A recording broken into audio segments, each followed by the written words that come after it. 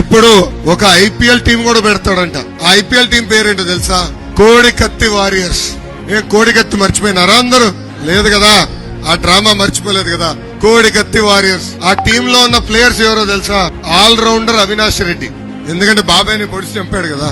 దాని తర్వాత betting star Anil Yadav, అరగంట స్టార్ అంబటి రాంబాబు గారు, గంట స్టార్ అవంతి శ్రీనివాస్ గారు, అదే విధంగా సీనియర్ బ్యాట్స్మెన్ గోరంట్ల మాధవ్ గారు, reel star MP Margani Bharat గారు, బూతల స్టార్ సన్నబియ్య సన్నాసి కొడాలి నాని, ఆల్ రౌండర్ బియ్యపు మధుసూదన్ రెడ్డి. ఎంబా టీం బాగుందా?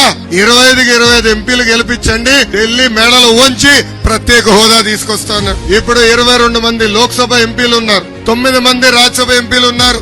ఏనాడైనా కేంద్రానికి వెళ్లి ప్రత్యేక హోదా గురించి అడిగాడా ఈ జగన్? అడుగుతున్నా.